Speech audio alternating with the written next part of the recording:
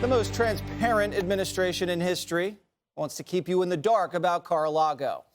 The White House and the DOJ reportedly had a shared understanding on how to keep Joe's classified documents scandal tucked away from the American people. That is, until the media blew their cover. And Biden taking a page out of the Waters playbook, trying to pin the blame on his assistant. Sorry, Johnny. An anonymous source leaking to the Washington Post that the president's longtime executive secretary may have inadvertently mishandled the documents, setting off this growing scandal. And now President Biden getting frustrated with his friends in the liberal press over his little garage shop of classified horrors.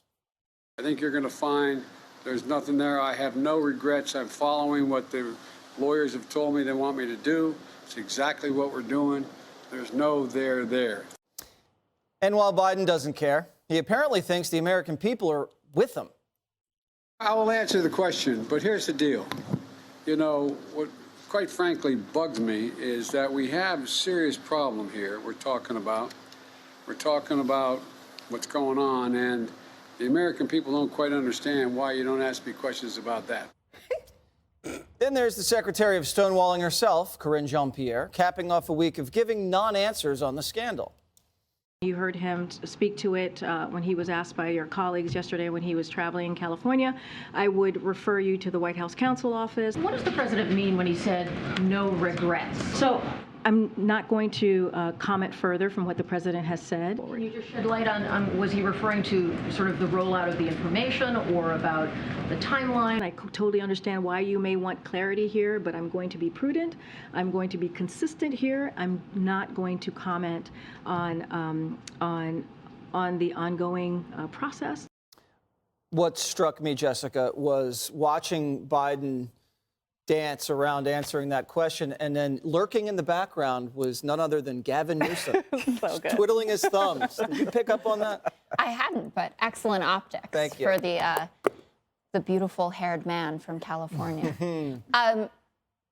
This was not a great statement about this.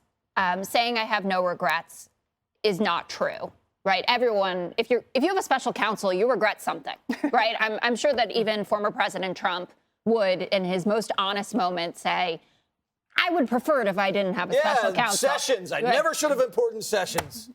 But this thing about the people don't care about it, right? Or ask me questions that they care about. It's the public that decides what they care about. And that's what happens in elections, right? There are always issues that either side are saying, this is going to be the most important election issue, right? The Republicans thought that the border, right? Inflation and the border were going to be the most important things. And the Democrats thought that inflation and abortion and the Dobbs decision were going to be the most important things. And it ended up that the Democrats gambled correctly on that, and the Republicans didn't. And that's why we had the result that we did. But we do have proof that over 70% of Americans do think it's a serious issue.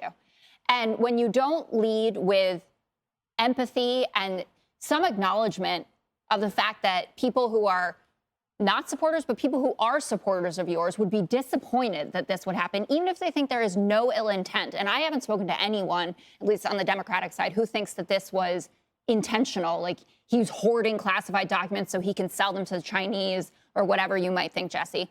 Acknowledge that people are disappointed in you. It'll make them a lot more amenable to whatever comes out in the end. And I hope that this ends up being nothing the special counsel says. It was a mistake. No problem, moving on, whatever it is. But you have to lead with something better than I have no regrets over something that got you. He didn't need to sell them to the Chinese. He was making enough money from the Chinese. Sorry, I thank you for helping me fill in the story. Judge, when someone says there's no there, what runs through your mind? Well, it reminds me of every defendant I've ever prosecuted. There's no there. You know, I wish, you know, we had said something different, but there really is no there, is what Jessica just said. Here's what's there. Mike Davis wrote a great article in Newsweek, and he talks about theft being a federal offense. I think it's Section 793 of the federal code.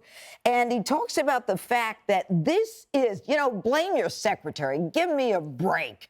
Okay, that's like a guy having an affair. Okay, want to do it now? A guy having an affair with his secretary says to his wife, it's the secretary's fault. It wasn't my fault. But here's the thing about these classified documents. As I've said, he had no right to them. He was not president. He could not declassify them. As I said yesterday, and you poo-pooed it, He left office in January of 2017.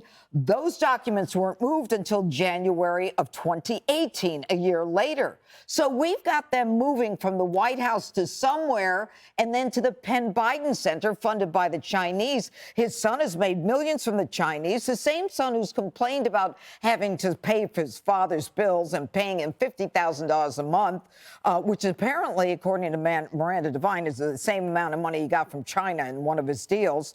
Okay, and in addition to that, Trump could declassify. This guy can't. And then they say, well, Vice President Biden, you know, even though he couldn't declassify, he had Secret Service. That's nonsense. The Vice President does not have Secret Service protection. Those articles and those files were not in Secret Service protection. So spare me. There's nothing there. There's a lot there, and we have to get to the bottom. So the White House always says we want an independent Department of Justice.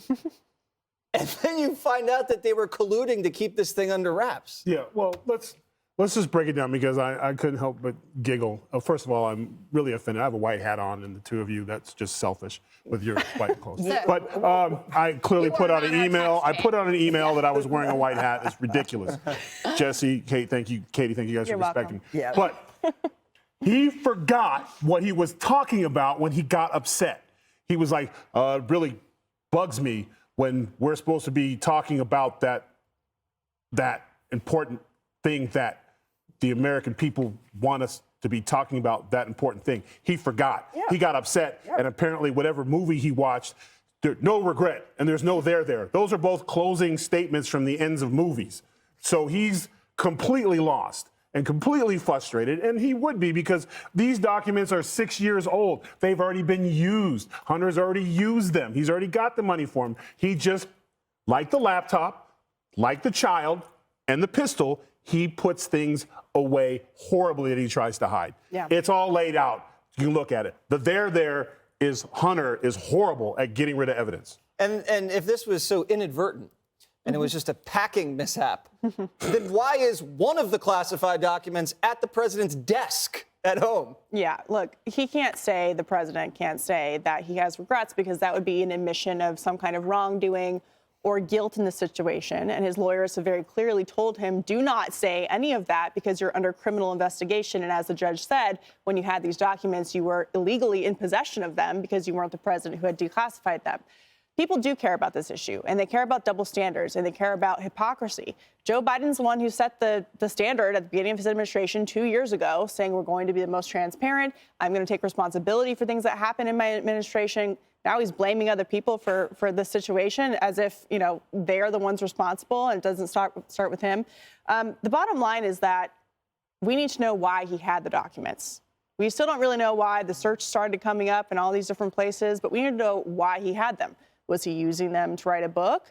Was he using them with Hunter Biden, who was a business partner? All this tiptoeing around that they weren't business partners is garbage. They totally were business partners. It's in the emails from Hunter Biden's laptop.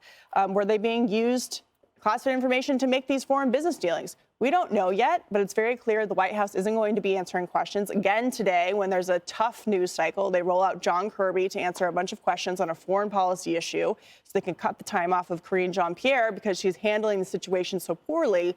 And the American people still don't have any answers about why President Biden, as the vice president, had this classified information sitting in his garage while the White House continues to say they don't have a visitor log. But clearly, there are plenty of visitors, and to Tyrus's point, Hunter Biden's criminal record does not bode well for that information being used properly. Well, I think we can all agree that Karine Jean-Pierre is going to have a stiff drink tonight. Maybe 3. Hey, Sean Hannity here. Hey, click here to subscribe to Fox News YouTube page and catch our hottest interviews and most compelling analysis. You will not get it anywhere else.